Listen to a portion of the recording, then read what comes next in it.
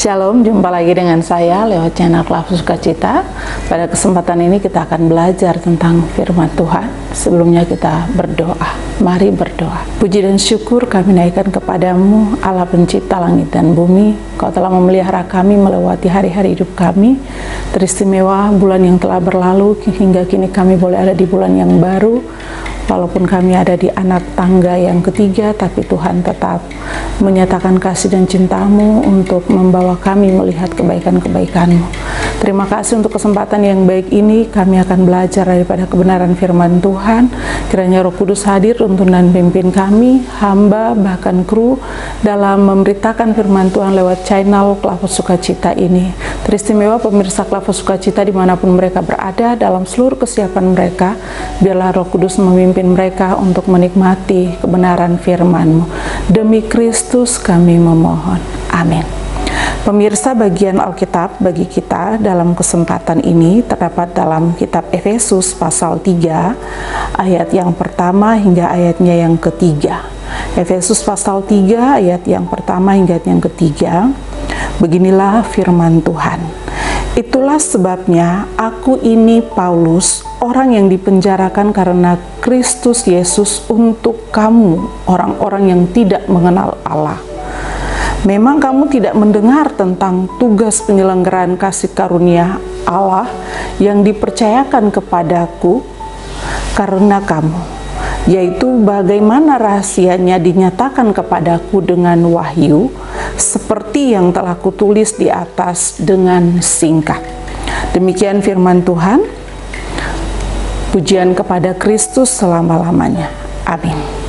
Pemirsa, dari bagian firman Tuhan ini, Efesus pasal 3 ayat 1-3, kita dituntun dengan tema kasih karunia Allah mendorong kita untuk bersaksi.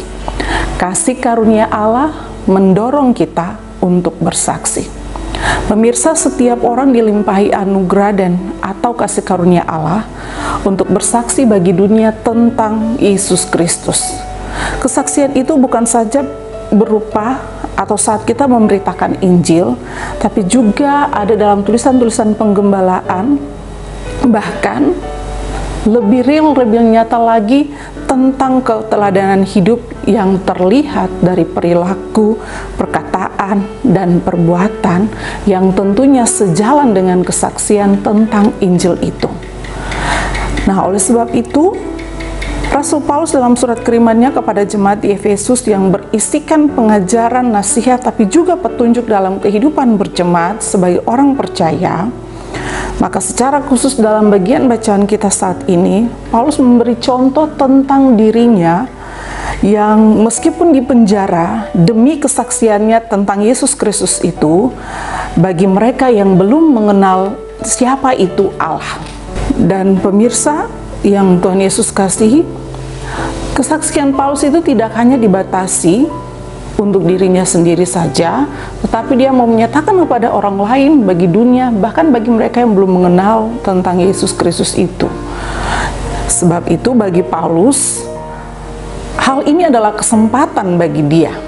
Dan kalau ia bisa bersaksi tentang Yesus Kristus bagi mereka yang belum mengenal Allah, itu adalah suatu anugerah yang Allah berikan kepadanya. Dan bagi Paulus, suatu rahasia besar bahwa dalam keadaan sulit sekalipun, ia tetap bersaksi tentang Yesus Kristus. Bahwa anugerah itu, kasih karunia Allah itu telah diberikan kepadanya, maka ia tetap menjalankan panggilannya sebagai Rasul Kristus untuk memberitakan tentang kasih karunia Allah itu. Nah, pemirsa, tema kita mengatakan kasih karunia Allah mendorong kita untuk bersaksi. Maka sudah sepatutnya sebagai orang beriman yang Tuhan anugerahi kehidupan untuk terus-menerus menyatakan panggilan kita di tengah-tengah dunia ini sebagai penerima kasih karunia Allah itu, tentu sudah pasti kita harus dan terus memberitakan Injil Yesus Kristus lewat kehidupan kita. Jangan kita tawar, jangan kita takut, apalagi kita malas untuk bersaksi tentang Yesus Kristus yang adalah Injil itu. Sebab Paulus telah memberitakan dalam kesetiaan dan kesabarannya, walaupun ia dipenjara.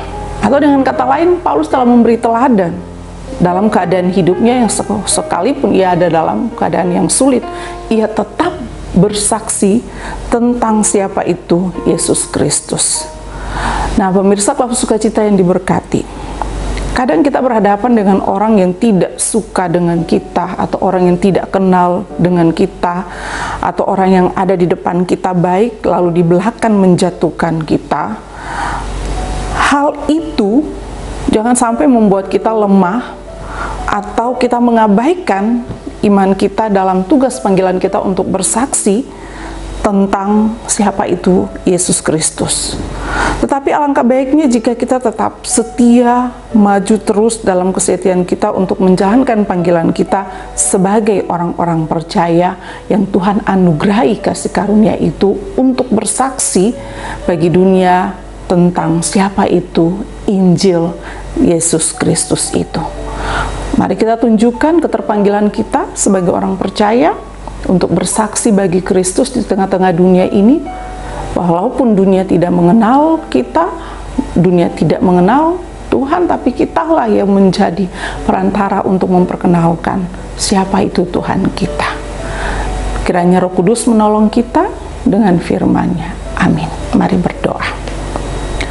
Terima kasih Bapa, terima kasih Yesus, terima kasih Roh Kudus. Kau telah memberi kami lewat kesempatan ini mendengarkan firman Tuhan untuk bagaimana bersaksi tentang Yesus Kristus.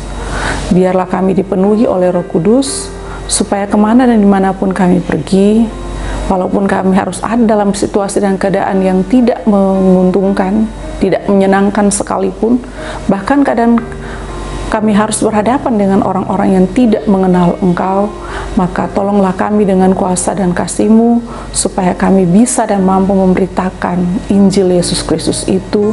Bukan saja kami bersaksi lewat mulut kami, tapi kami bersaksi lewat sikap hidup kami, keteladanan kami sebagai orang-orang yang hidup sejalan dengan Injil Yesus Kristus. Biarlah Roh Kudus menolong kami supaya kami mampu dan bisa menjalankan firman Tuhan dalam kehidupan kami. Berkati pemirsa Klub Sukacita di mana saja mereka berada dalam seluruh keberadaan hidup mereka. Biarlah mereka dipenuhi dengan semangat sukacita yang datang dari kuasa Roh Kudus, agar di tengah-tengah situasi kondisi kehidupan mereka sekalipun sulit, mereka tetap menyaksikan kasih dan kebaikan Allah itu lewat keberadaan hidup mereka.